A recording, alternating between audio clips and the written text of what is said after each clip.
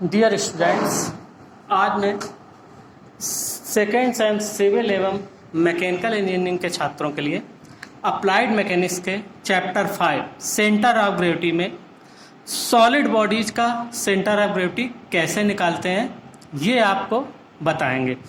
इससे पहले video lecture में मैंने ये चीज़ स्टार्ट कर दी थी और उसमें एक सॉलिड ट्रायंगुलर प्लेट का सीजी कैसे निकालते हैं ये मैंने आपको एक्सप्लेन किया था।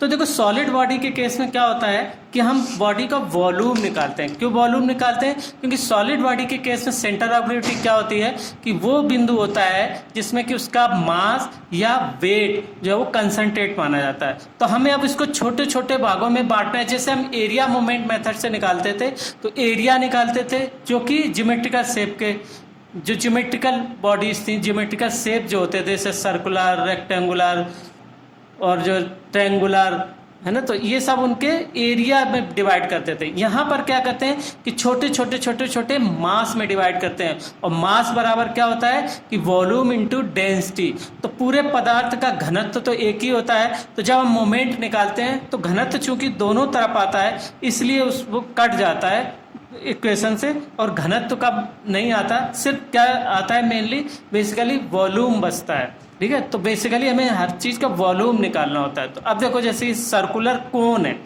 सर्कुलर कोन आपने ड्राइंग में भी पढ़ा होगा कि क्या होता है सर्कुलर कोन, कि जो कि नीचे सर्कुलर, इसका क्रॉस सेक्शनल सर्कुलर होता है, और ये इसी ऐसे इस तरीके का, ये यहाँ पर भी हर जगह जहाँ अगर यहाँ का दिया जाए, काट जाए फ्रस्टम आपको, तो यहाँ भी सर्कुलर होगा।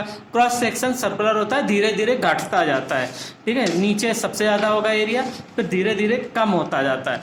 तो देखो, अब हमने ये जैसे लिया, इसका एक व्यू लेते हैं। ये चित्र है कि ठोस लंब वृत्तीय शंकु दर्शाया गया है। माना इस कोण की ऊंचाई h है तथा आधार की त्रिज्या, ये त्रिज्या, क्योंकि ये circular in cross section, circular में क्या होगा कि उसके केंद्र से दूरी होगी परिध तक की, तो ये केंद्र है, केंद्र ये पूरा ऐसे गोल होगा, तो ये त्रिज्या कहलाएगी। त्रिज्या मान लो r है। तो अब हम क्या करते हैं कि इस कोण में एक r डैश, एक बहुत छोटी एक हम पट्टी कंसीडर करते हैं। तो ये पट्टी का भी क्रॉस सेक्शन सर्कुलर होगा, और थिकनेस जो ऊंचाई हो बहुत छोटी मानते हैं, मान लो dy। तो ऐसे मानते हैं कि ऐसी छोटी छोटी छोटी छोटी छोटी छोटी पट्टियों से मिलकर यहाँ तक बना हुआ है। कहाँ से? 0 to s तक। तो हम क्या करते हैं, एक पट्टी का पहले वॉल्यूम निकालेंगे, फिर हम उसका द्रव्यमान निकालेंगे, और फिर हम उसका इंटीग्रल कर देंगे लिमिट 0 to s तक। तो वो पूरे सॉलिड का मास हो जाएगा, तो टोटल मास आ जाएगा। तो देखो, मेथड क्या होगा कि m1 I1 यानी m1 I1 sigma m1 I1 upon sigma m यानी टोटल मास। तो यही हमें निकालना है मोमेंट मेथड। तो इसलिए हमें पहले छोटी पट्टी पर विचार करना होगा। मान लो r डैश की हमने एक छोटी पट्टी पर विचार किया। मान लो पट्टी की मोटाई बहुत छोटी है dy। तो अब इस पट्टी का आयतन क्या होगा, पाई r dash square into dy। आयतन क्या होता है भाई, एरिया होगा पाई r स्क्वायर। एरिया क्या होता है किसी भी सर्कुलर का, तो सर्कुलर ही पट्टी है स्मॉल, और r डैश इसकी रेडियस है, तो पाई r डैश स्क्वायर इंटू इसकी थिकनेस से मल्टीप्लाई कर देंगे, तो ये हो जाएगा इसका वॉल्यूम। अब मान लो इसका घनत्व तो जो मान लो है रो है, मान लो पूरे इस पदार्थ का घनत्व तो जो है, डेंसिटी जो है मान लो रो है, तो इसका द्रव्यमान क्या हो जाएगा, क्योंकि हम जानते हैं रो इक्वल टू m/v, इकाई आयतन का द्रव्यमान कहलाता है घनत्व। ये तो आपने साइंस में पढ़ा होगा। ठीक है भाई, तो पट्टी का द्रव्यमान, इस छोटी पट्टी का द्रव्यमान होगा, बहुत छोटी पट्टी है, इसका द्रव्यमान ये हो जाए। तो अब हम क्या करते हैं, इस बड़े से त्रिभुज और एक छोटे त्रिभुज में देखते हैं, कंसीडर करते हैं, क्या हो जाएगा कि md upon ad, md upon ad बराबर ob अपॉन oa। तो इससे हम r डैश का मान निकाल सकते हैं, यानी r डैश अपॉन ये कितनी हाइट होगी, चूंकि ये टोटल h है और ये हमने y दूरी पर मानी है पट्टी, तो ये वाली डिस्टेंस कितनी होगी, यहाँ से यहाँ तक की ये डिस्टेंस हो जाएगी कितनी, h माइनस y। तो यही हमने मान रख दिया कि r dash upon H minus Y बराबर आर अपॉन एच, क्योंकि ये आर है और ये टोटल एच है। तो यहाँ से आर डैश का मान निकला है। तो जब आर डैश का मान निकला है तो पट्टी का द्रव्यमान यहाँ पर हमने वैल्यू रख दी pi R square, R dash square की जगह लिख दिया एच माइनस वाई का square into D Y upon H square into rho, यानी ये चीज़ ये वैल्यू रख दी ना, ये वाली यहाँ पर वैल्यू रख दी। तो ये हो गया। तो पूरे शंकु का द्रव्यमान कितना हो जाएगा 0 टू एच और पाई आर, और ये सेम चीज हो जाएगी into rho into D Y ये था ही। तो ये केवल 0 टू एच इस टोटल का इंटीग्रल कर दें, क्योंकि छोटी छोटी पट्टियों से मिलके बना है। कहाँ से 0 से लेके एच तक, 0 से एच तक छोटी छोटी पट्टियों से मिलकर बना है। तो इसलिए टोटल जो द्रव्यमान होता है उसका हम इंटीग्रल करते हैं, लिमिट लगा देते हैं 0 टू एच। ठीक है भाई। अब चूंकि पट्टी का गुरुत्व केंद्र डी पर स्थित है, इसलिए शंकु के गुरुत्व केंद्र से दूरी, अब दूरी निकालना, यानी Y bar equal to sigma M I Y Y upon sigma M. तो सिग्मा एम कितना निकाल चुके थे, ये pi R square H minus Y का square upon H square into D Y into rho, और इंटू वाई आई क्या है कि वाई दूरी पे माना है इसलिए वाई। तो ये पूरी पट्टी का हो गया है ना, क्योंकि इंटीग्रल लगा दिया, और डिवाइडेड बाई सिग्मा एम। अब सिग्मा एम हमने ये निकाल रखा है तो डिवाइडेड बाई ये कर दिया सिग्मा। तो इसको कैलकुलेट कर लिया। तो इसको कैलकुलेट करने के बाद नीचे एच स्क्वायर है, यहाँ भी एच स्क्वायर है, ये कैंसिल हो जाएगा। तो यहाँ पर ये वैल्यू पाई कैंसिल हो जाएगी, यहाँ भी पाई कैंसिल हो जाएगी। ये बचेगा Y H minus Y square into D Y और H minus Y square into D Y, और इसमें वाई और है। तो अब हम इसको सॉल्व करेंगे और 0 टू एच इसमें भी लिमिट लगा देंगे। तो इसको सॉल्व करने के बाद ये बचा कि h/4। तो यानी राइट सर्कुलर कोन का जो गुरुत्व केंद्र होता है वो उसके बेस से और उसकी ऊंचाई के 1/4 पर होता है ना। जैसे त्रिभुज पे के निकला था कि बेस से h/3 पे, और अगर x बार निकालना है तो उसका चौड़ाई का 1/3 यानी b/3। लेकिन यहाँ पर जो सॉलिड बॉडी का है सिर्फ y बार होगा। ठीक है भाई, क्योंकि ये हमने बीच में जो लाइन खींची तो ये हाफ पार्ट दोनों सिमेट्रिकल है y एक्सिस के, ठीक है, x एक्सिस से नहीं। तो इसलिए इसमें हम y बार केवल निकालेंगे यहाँ से दूरी। तो ये इस तरीके से सॉल्व करते हैं। देखो अब इसमें आपको इंटीग्रल मैथमेटिक्स आपको पता होनी चाहिए, लिमिट कैसे लगाते हैं ये सब मैथ में आपने पढ़ा होगा इंटीग्रल। ठीक है भाई। तो ये चीज़ अब मैं एक्सप्लेन नहीं करूँगा, ये आप इसको समझ लेना, पढ़ लेना कैसे करते हैं। ठीक है भाई। मेन फार्मूला इसका ये है sigma M I Y I upon sigma M. Sigma M हमने निकाला हुआ है, आई वाई वाई दूरी पे माना है, मल्टीप्लाई कर दिया इंटू वाई, और अपॉन सिग्मा एम, फिर वाई सिग्मा एम का मान नीचे रख दिया।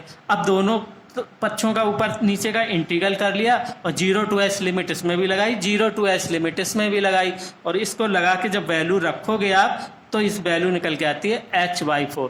तो राइट सर्कुलर कोन का जो CG है, तो जब न्यूमेरिकल प्रॉब्लम आप सॉल्व करोगे तो कहीं कोन अगर बन रहा हो दिया हुआ होगा तो पूरी जो उसकी ये हाइट होगी उसके 1/4 पे उसको एक्ट करता हुआ मान लेते हैं। ठीक है। तो जैसे कि रिमूवल सेक्शन, हालांकि सॉलिड के आपके न्यूमेरिकल प्रॉब्लम इतनी टफ वाली नहीं आएंगी, या उतने नहीं करना, आपको मल्टी चॉइस क्वेश्चन ही करना है। ये बना होगा, मान लो चित्र बना होगा और पूछेगा इसका सेंटर ऑफ ग्रेविटी कहाँ पर होगी, अब ऑप्शन दिए होंगे कि h/3, h/4, h/2 and so. तो उनको आपको ध्यान देना है, आपको ये टिप याद कर लेना है कि राइट सर्कुलर कोन है तो निश्चित उसका जो भी उसकी ऊंचाई है h/4 पर होता है, ट्रायंगुलर होता है तो h/3 पे होता है। ठीक है। अब इसी तरीके से सॉलिड सिलेंडर है, तो कोई सिलेंडर का वॉल्यूम निकालना, कोन का वॉल्यूम निकालना, ये सारा आपके मेंसुरेशन में पढ़ा हुआ होगा, 9th में सारा चीज़ है ना, मैथ में मेंसुरेशन है। तो आपको फिर से ये रिवाइज कर लीजिए क्या होता है, वैसे भी आना चाहिए एज इंजीनियर, आगे तक इनका उपयोग होता है। ठीक है भाई। अब मान लो इस CG ऑफ सॉलिड सिलेंडर का निकालना है, तो सॉलिड सिलेंडर का जो CG है तो कैसे निकालेंगे कि सिलेंडर में क्या होता है, ये भी क्रॉस सेक्शन इसका सर्कुलर होता है।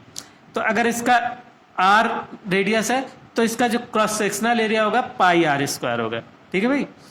अब मान लो ये h इसकी ऊंचाई है सिलेंडर की, मान लो वर्टिकल रखा है, कैसे भी होता है सिलेंडर, तो ऐसे होगा तो लेंथ हो सकती है।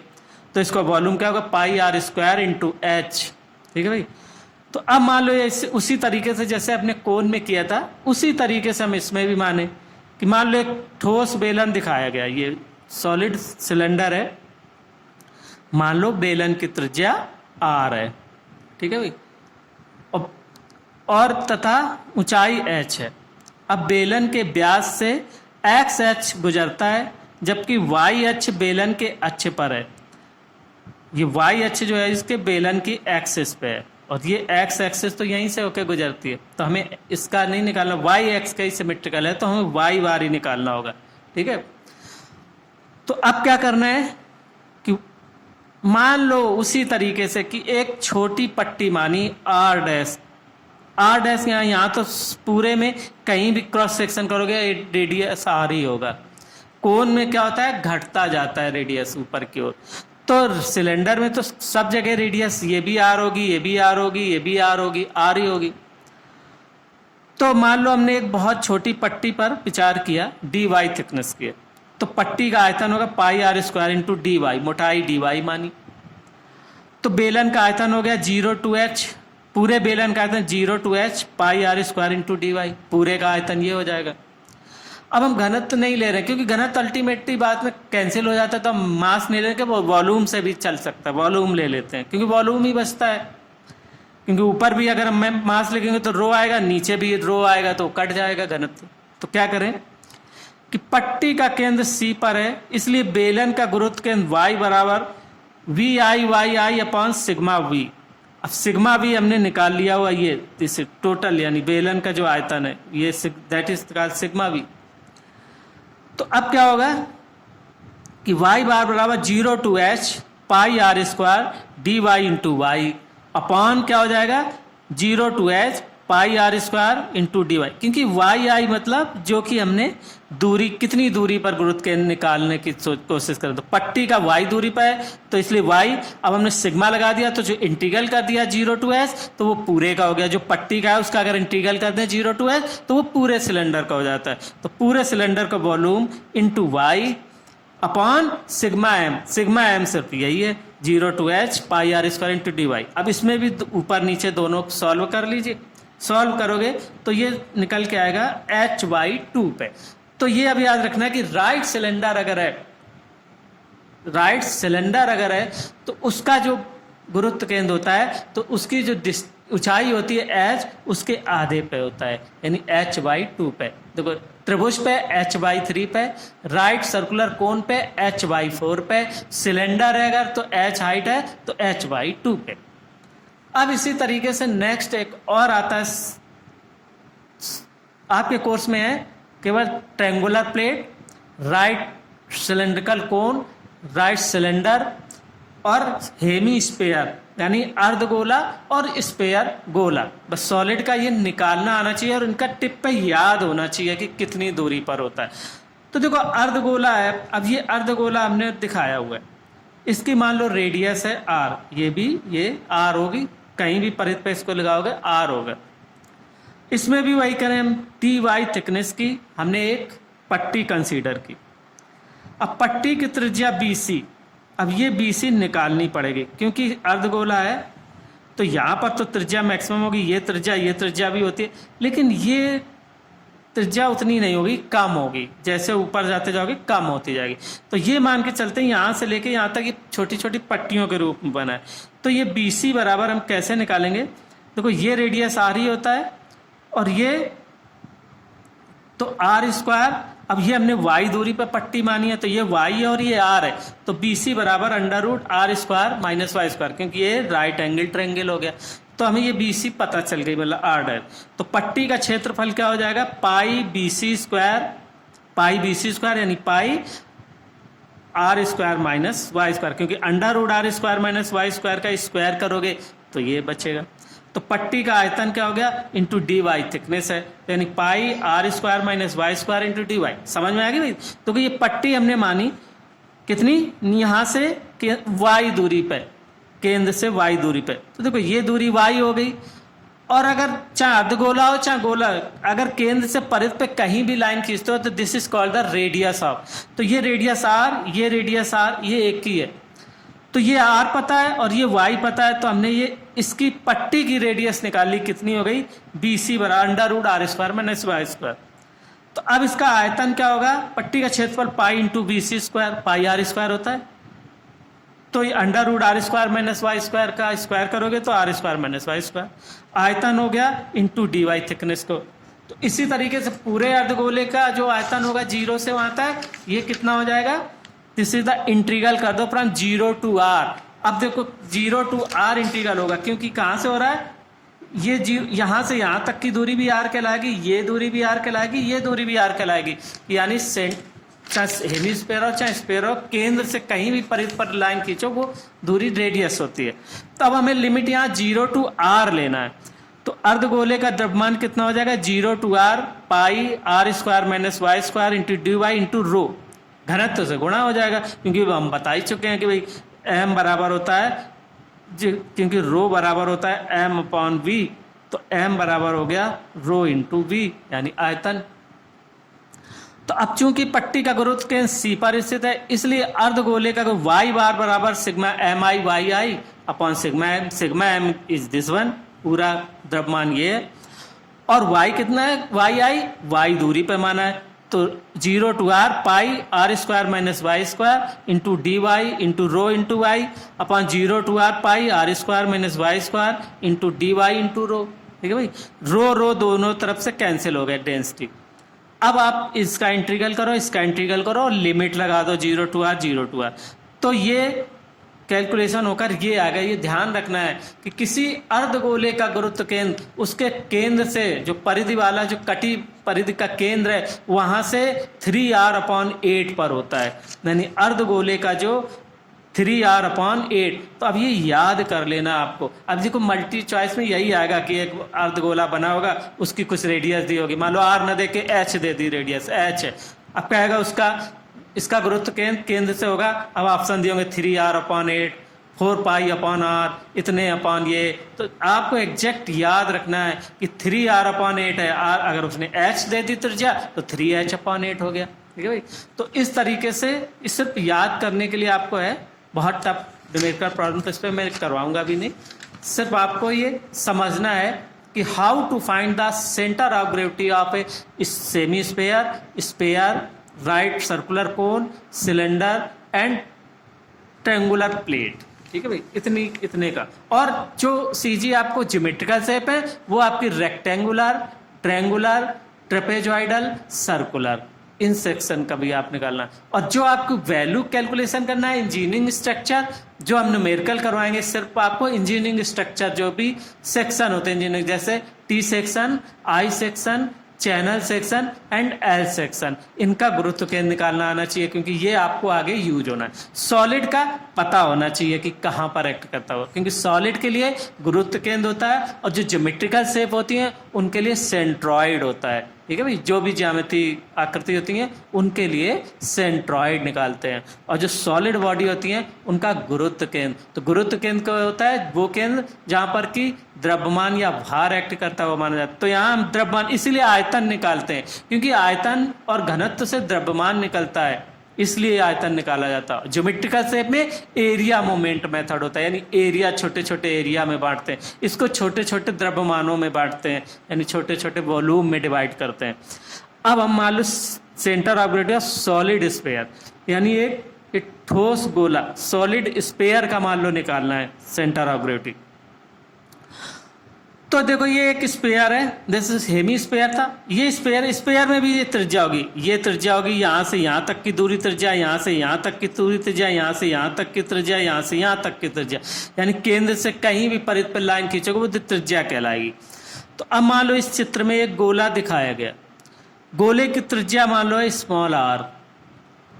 अब गोले की एक पट्टी, वही सब में छोटी छोटी पट्टियों से मिलकर बना, एक पट्टी पे विचार करें, किस पे, जो एक्स अक्ष से y दूरी पर है तथा dy मोटाई पर है। ठीक है भाई, तो अब क्या होगा, देखो इस केस में चाहे ऐसे निकालो चाहे ऐसे निकालो, चाहे एक्स एक्सिस से निकालेंगे y बार, चाहे यहां से निकालें ऐसे, सेम मेथड होगा, क्योंकि गोले का दोनों तरफ से समान होता है। ठीक है, एक्स बार बराबर y बार बराबर। तो अब इसमें क्या करेंगे, अब इस पट्टी की त्रिज्या वही जैसे अभी अर्धगोले में निकाली थी, ये त्रिज्या r पता है, ये दूरी y पर माना है, तो ये त्रिज्या हो जाएगी √r² माइनस y²। तो पट्टी का आयतन पाई VC² इंटू dy, यानी पाई r² इंटू थिकनेस, तो ये हो जाएगा पाई r² minus y² into dy। तो अब पूरे गोले का आयतन वही -r/r। अब देखो पूरा गोला है, अब यहाँ 0 to r नहीं लेना, क्योंकि केंद्र से इस तरफ की जो दूरी है वो माइनस और इस तरफ की प्लस। तो अब यहाँ पर जो लिमिट लगेगी, अर्ध गोले में क्या था कि 0 to r लगाया था, लेकिन पूरे गोले में सॉलिड के केस में -r से r तक लिमिट लगेगी और integral of pi r² minus y² into dy। ठीक है, पूरे गोले का आयतन। अब चूंकि पट्टी का गुरुत्व केंद्र C पर स्थित है, इसलिए गोले का गुरुत्व केंद्र बराबर sigma V Y upon sigma V. अब वी वाई तो वी वाई तो ये निकाल चुके हैं टोटल, और वाई है, यहाँ से वाई दूरी पर मानी थी पट्टी तो वाई, और पूरे का आयतन जो है -r/r पाई r² minus y² into dy। तो अब वही फिर ऊपर का अलग इंटीग्रल करके हमें लिमिट लगानी है -r से r, और नीचे का अलग इंटीग्रल करके -r से r लगाई। अब ये इंटीग्रल कितना आया ये आपको पता होना चाहिए। देखो भाई, इंटीग्रल करना तो आपको मैथ में सिखाया गया, ये अब हम नहीं बताएंगे यहाँ पे। इंटीग्रल तो आप करना जानते ही होंगे, आप देख लीजिए इन दोनों का इंटीग्रल कैसे करते हैं, और ये अपने आप सॉल्व होता जाएगा। बस याद रखने का पॉइंट सिर्फ इतना है कि एक पट्टी मान लो, पट्टी का रेडियस निकाल लो, गोले का रेडियस माना हुआ है, थिकनेस dy मानी हुई है, तो पहले पट्टी का आयतन निकालो, तो पूरे गोले का आयतन हो जाएगा लिमिट -r से r तक। अर्ध गोला है तो 0 to r तक। सिलेंडर लिया है h ऊंचाई तो 0 to h, कोन लिया है h ऊंचाई का तो 0 to h लिमिट। ठीक है, बाकी इंटीग्रल करना है, और इंटीग्रल करने के बाद ये वैल्यू रख देनी है। तो ये वैल्यू रख देंगे तो जो निकल के आएगा ये 0 आएगा, यानी जो सॉलिड गोले का जो गुरुत्व केंद्र होता है उसके केंद्र पर ही होता है। ठीक है, इसका 0 का मतलब ये हुआ केंद्र पर ही होता है, ना केंद्र से यहाँ होता है ना केंद्र से यहाँ होता है, इस तरफ से भी, इस तरफ से भी, इस तरफ से भी, इस तरफ से भी, जो भी होता है वो केंद्र पर ही होता है। जैसे सर्किल का जो गुरुत्व केंद्र होता है वो चाहे x बार हो चाहे y बार निकालो, केंद्र पर ही होगा, यानी 0 पे। ठीक है, बाकी का तो अलग अलग। तो गोले का जो गुरुत्व केंद्र होता है 0 पर ही होता है। ठीक है भाई, तो अब आपका वैसा पेपर होना नहीं है, नहीं तो ऐसा ही पूछा जाता है कि सॉलिड टू फाइंड CG, इस सॉलिड स्फीयर का CG कैसे ज्ञात करने हैं, तो यही प्रोसेस लिखा जाएगा पूरा, ऐसे ज्ञात करने। अब अगर आपका मल्टीपल चॉइस क्वेश्चन आएगा तो लिखा होगा कि एक गोला जिसकी त्रिज्या r है, इसका गुरुत्व केंद्र होगा, अब ऑप्शन दिए होंगे, देखो दिए होंगे कि r पर, 4r अपॉन पाई पर, 8r अपॉन पाई पर, 0 पे यानी केंद्र पे। तो आपको ये पता होना चाहिए। अभी अगर सेमी सर्कल होता तो सेमी सर्कल में कितना आ रहा था, 3r अपॉन 8 पे। ठीक है, 3r अपॉन 8 पे आ रहा है, लेकिन गोले का जो आएगा सॉलिड जो स्फीयर होता है उसका जो गुरुत्व केंद्र होता है सेंटर पर होता है 0 पे। ठीक है भाई, तो अब हम अगले वीडियो लेक्चर में एक और एक्सप्लेन करेंगे।